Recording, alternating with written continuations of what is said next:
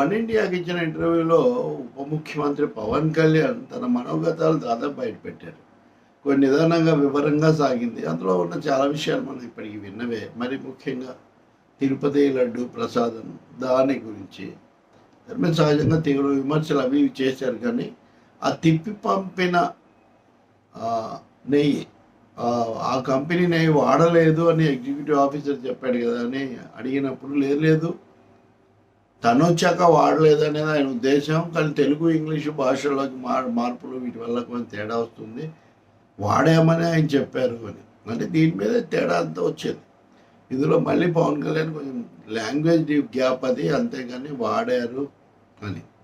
అంటే ముఖ్యమైన మాటలు సెక్యులరిజం గురించి, ముఖ్యమంత్రి ఉప ముఖ్యమంత్రి పదవుల గురించి. లౌకికతత్వం అన్నది పూర్తిగా వన్ సైడ్ అయిపోయింది అనేది ఆయన ఆరోపణ. హిందువులకైతే ఇది వర్తింపచేయరు, మిగతా వాళ్ళది వస్తేనేమో సెక్యులరిజం అంటారు.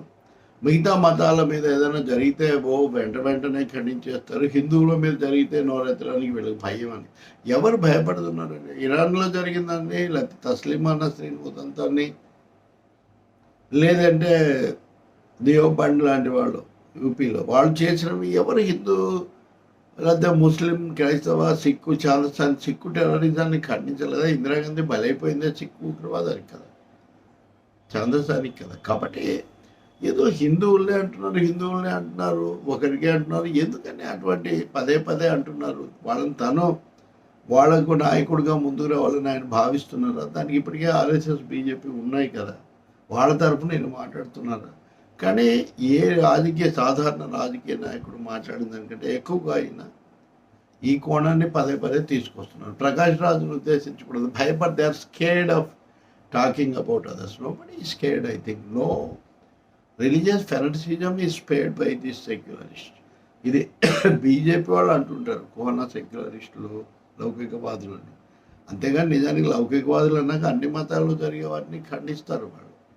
ఇంకా ముఖ్యమైనది కొంచెం వింతగా అనిపిస్తుంది. నేను ఇష్టం లేకపోయినా ఇష్టం లేకపోయినా రాజకీయాల్లోకి వచ్చాను, ఈ ఉప ముఖ్యమంత్రి కూడా నాకేమంత ఇది కాదు. 1-2 సార్లు ఆయన మనసులో ఉందో లేదో మనకు తెలియదు. కానీ ఇష్టం లేకుండా ఇంత కీలకమైన స్థానాల్లోకి ఎవరు రారు, వచ్చినా ఉండలేరు.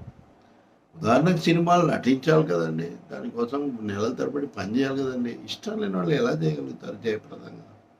రిలక్టెంట్ అంటే అవసరార్థం చేశానంటే అది వేరే విషయం, తప్పనిసరిగా చేశానంటే వేరే విషయం. అయిష్టంగా చేశాను చూస్తే చాలా ఎంజాయ్ చేయటం అనేది మనకు ముందు ఎంజాయ్ చేయకపోతే ఏ మనిషి అయినా ఆ పని చేయలేరు. కాబట్టి ఎక్కడో ఇది ఆపాలి, లేకపోతే ఇది ఒక విధమైన